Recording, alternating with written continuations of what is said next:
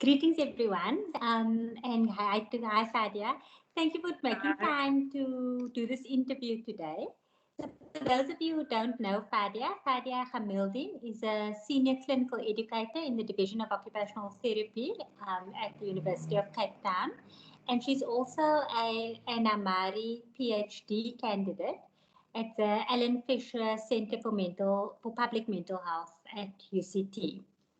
So Fadia is going to speak to us about her experiences as a practitioner and as a citizen and her work during the period of COVID-19. So Fadia, thank you for making time to join us today. Oh, and thank you for having me, and assalamu alaikum to everyone. Wa alaikum salam. So, Fadia, one of the tenets of OBCD is being acutely aware of positionality as we do this work of community development.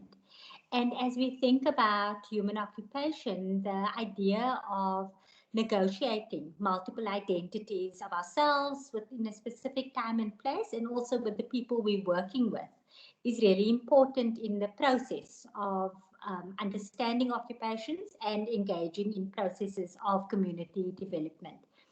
So in your experience during COVID-19, could you tell us a little bit about what you've been up to and also how positionality has been relevant to the work that you've been doing? Okay, so it's been a really interesting and eye-opening time for me. I think for me, just what lockdown taught me is that you are locked down in the geographic location where you live. And I happen to be born and raised in an area called Kensington, or border of Kensington and Factoryton, which is an area on the Cape Flats and was birthed in the apartheid era. So obviously the community was created along socioeconomic lines. And some of the issues around poverty, race, class is still prevalent within our community. And so me, having been given opportunities to study as an occupational therapist and access different kinds of privileges, when I had to lock down at home, it just made evident for me the lack of access to services that's still around within the Cape Flats, and how marginalized people still have to struggle to lock down. And so the disparities for me were quite, the disparities between, I want to say the haves and the have-not, even in the small community within which I live, was just so evident for me. So I kind of got involved locally in activities that speaks to me as a citizen of the area, through our Resident and Ratepayers Association, and then through Community Action Network. Just in terms of saying, well, actually, how can we, because as an occupational therapist, we're thinking about health and safety and access to services, right? And it's really more than, like, when you think about where people live, learn, work, and socialize, what are the services that they need to have in order to maintain their health and well-being? So really my thinking around getting involved was, yes, I've got access to resources, but as an occupational therapist, what resource agent can I be to help marginalized people in the community also access, especially during the pandemic? Yeah.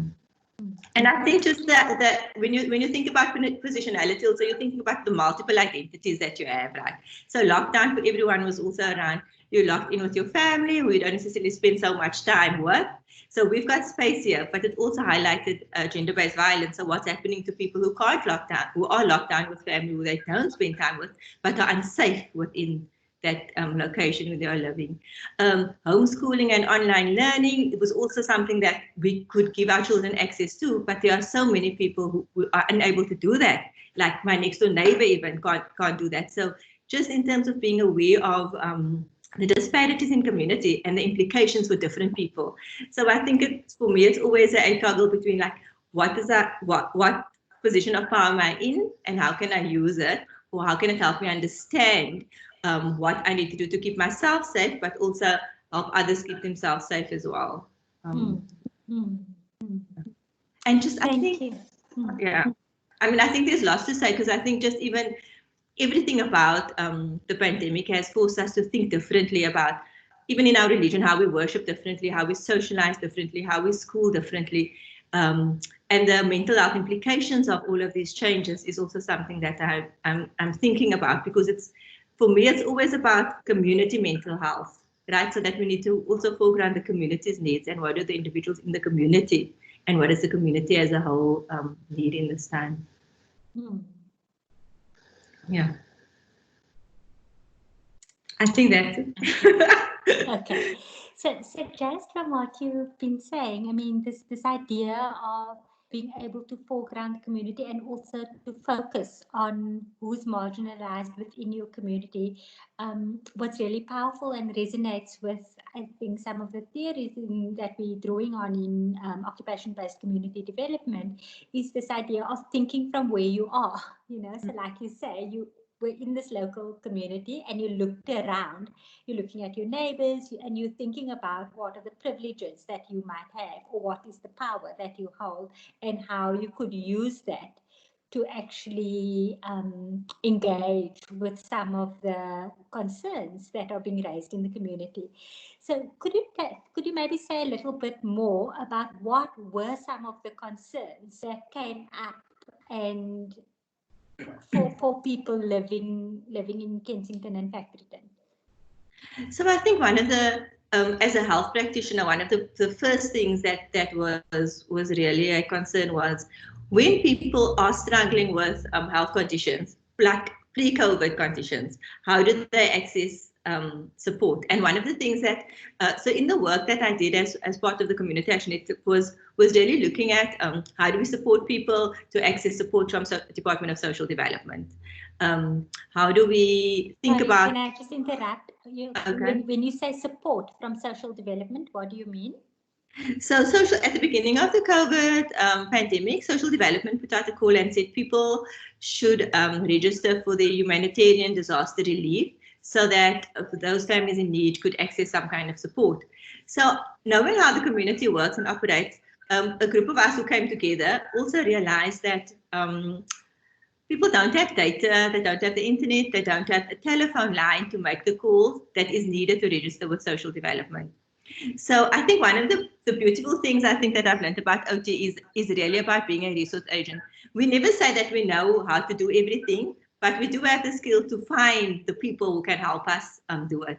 So we have like a whole mix of people with different skill sets and different, whether it's IT or people management or school principals or accountants, just a whole mingle musa, I want to say is the right word, of people who got together, and then we went into the community to kind of collect data from the people. So all the data that social development wanted, we collected, and then we compiled the database and we submitted that on people's behalf. But in the meantime, we also understood that there might be a long wait between social development coming out. So we had food parcels, but purely donor sponsors, and we kind of prioritized people on the database who were getting no income, unemployed, no social grants or whatever, and gave to them in the meantime to tide them over. So that was one of the things that we did. I mean, we managed to issue more than 2,000 parcels, and I think we've reached, I mean, I've got the stats here, but we've reached a lot of people within the area. The next thing was HIV and TB. This was a big worry. Doing the data in the community, we heard about people who were unable to collect their medication, because when you have comorbidities, you are expected to collect your medication at a specialized clinic because of obviously the side effects of the medication. And these clinics were between 12 and 20 kilometers outside of the area in which we live. So because of lockdown, and people were unable to collect their medication. And I went to the hospital and tried to figure out, is there a COVID response to dual diagnosis, in this case, HIV and TB? And there wasn't. The response really was, if you just have TB, you go to the baby clinic. If you have TB and a comorbidity, you have to go to another clinic, which is in the city center, and you need to get there on your own. So that was a hard thing for me. So I was doing this work, and I recognized my power and privilege as an occupational therapist, but I was doing this work as a community worker and as a resident of the area. And the problem that I had with that was, as a community person, it is so hard to get the ear of people in government departments, and also to get the opportunity to network and liaise with them. It was really a struggle. Yeah, because you're anonymous. Sorry, I have people coming in. It's okay. I'm online. Online, not with the noise. Life carries on, even though I mean, part of what we also said when we were doing these interviews is that, you know, it's like it's happening in the context of our homes and our lives. So we're not even going to stop recording. We'll just keep going. As conversation goes. It's also, so you were saying about the access to services. Yes. Yeah. So another issue that we have was one evening. So I belong to different chats, and the one evening we have a neighborhood watch. So what has happened during the lockdown period is, even where I live, we've had 3 attempted break-ins in the time that lockdown has happened. So the chat gets very busy when you see abnormal activity. So one of the ladies on the chat reported that there was someone spreading their washing on her front lawn, and that she wanted the police to remove them. So I indicated that maybe she needed help, like, because the behavior sounded to me is like, are we sure it's is she not a psychiatric patient? Does she not need some kind of support? Because I also know that the services for the psychiatric patients is a struggle in terms of how they're getting the medication and the support that they get when they are generally pre-COVID time that they can access. So whether there is this idea that there's an NGO that delivers chronic medications to people's homes, if it is on the if they're on the list, so that people don't have to walk to the doctor and all of that. But how that works or how that's communicated to organizations hasn't been clear. So it's very hard to get the information around that setup. And people are very, especially I think in government at the time, very careful of what they say. So there's only one spokesperson that you get referred to all the time. And there's been lots of responses, which was, I'm not at liberty to say. So I just with the incident with this person, it was again for me saying, is an ambulance the right thing? I mean, is a police van? Because now you have the neighbor saying, let's throw in a police van because she needs to get out of here. And I'm saying, is it a police van that she needs, or is there an alternative way? So I think, so just like that kind of thinking around, actually, when you see someone. Yeah.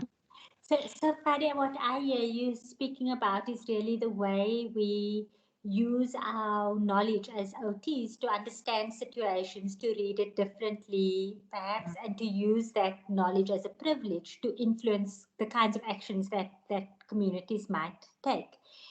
But, you know, when you're speaking about access to services and being able to assist with that communication, or even providing data around access to food security, some of the critiques that come is to say, but why is that an occupational therapist's job? You know, is that what occupational therapists should be doing? And especially as a mental health occupational therapist, is that what we should be doing? What are your thoughts on that? So I definitely think that we should be doing it. And I think the reason we should be doing it is because we are so, our work is about understanding what people do that have meaning and purpose in their lives, right? So, I mean, we interrogate occupations and its relevance, right? And so if you're thinking about people and the opportunities or the potential in the communities they find themselves in, and the structural barriers that they have to overcome in order to reach their potential, or in order to just have different choices, then that is something that I don't think everyone in society sees. So I think occupational, and so we label people.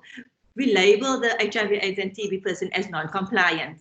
But you don't think about what made them non-compliant. If you have to walk 12 kilometers to get your medication because you don't have bus fare and because it's locked down, you can't get your medication. So compliance is not the right label for the behavior of that person. And so I think also in terms of, even within this time, there's been a lot of goodwill. So people have come out and they want to do good, but you take away agency if you do that hand out versus hand up. And so an occupational therapist will always put a spin on things, saying, actually, you're going out into this community, you want to do this, but have you engaged with the people? Do they own the problem? Do they want to solve the problem? Can you just be the resource to help them achieve that, as opposed to projecting what you think needs to be done within the community? And so often I say projects have failed, or the community isn't invested in, or there isn't buy-in, but it's because it's not speaking directly to what has meaning and purpose for that community. And so I think that's important for occupational therapists to make voices heard, to be brave, to work in communities, to to get to know communities. I think someone laughed at me the other day and says, "Yo, but I can see you from here." So I said, "But I am from here," you know. And that's the thing. I am from here, and people know where I live, and I might be more visible in the time now than I needed to be before, but it's about knowing your context and being able to connect with people on a human-to-human level, and then using that to connect intersectorally. Because I think that's what occupational therapists need to do. We need to think about how can we be the glue that involves all the different stakeholders and really love that intersectoral collaboration, because that's how we have power. Because we need to acknowledge a community member doesn't have that power that we can if we are attached to an organization or an institute to be able to use it. Yeah. Thank you, Fadia. And then my last question is just in terms of using research and theory to inform this thinking and the kind of work that you're suggesting occupational therapists need to do. How do you see research and theory supporting what you promote, what you proposing? So I think that for us, I think I said before that we need to be brave. And I think the reason why I need to be brave is because we need to think about what is local, what is contextually relevant, what are some of the frameworks or like OPCD, what that is generated locally that we can use and apply. All of our community work is iterative. You're learning all the time, right? But I think we really need to stop importing ideas from other countries, from the north, and so actually let's do what we can here, and also let's because theory and research must inform practice, right? And it must be practice informing research and theory. So it's that cycle all the time of doing. It's an iterative process. It has to be relevant to communities and individuals. I think our practice is very individual focused. It's about, and that's like a self-preservation notion, I think. But if you really understand the communities that we live in, it's about community, it's about interconnectedness, it's about Ubuntu, it's about collective experiences. So if you're engaging in a system that allows people to identify what it is they want to do, to get to know what's relevant to them, you are going to work in a more sustainable way. So I think for me, the focus needs to be about, what did they say? The piece, the whole is greater than the sum of its parts, right? So it's all of that, I think, is what we need to use in terms of because often when you're at university, sometimes you're thinking that, is this research relevant? Is it ivory tower? Is it helping me with publications? But my question is always how is this helping the community? How is it helping the man on the street? How is it relevant to them? Because we have many good policies and protocols out there, but the implementation is where it's lacking. So that's, I think, where we need to think about focusing our intervention and then using frameworks that's already existing to help put those protocols and policies. Thank you. So thank you so much for sharing those insights and really helping us to practically see how the paradigm shifts that we need to make in the profession can be supported with our theoretical shifts, but also how the actions that you've taken gives us examples of what that paradigm shift might actually look like in action. Thank you. Okay, and thank you for the opportunity. I think sometimes we just do, and just having a reflection space to talk to someone is really important also, because it's really an opportunity to thrive. And even in our lifetime has it been things like this, where everyone in the world is struggling. So now's an opportunity for us to try things and to bounce it off others. So yeah, thanks for this. Thanks, Fadia. Okay.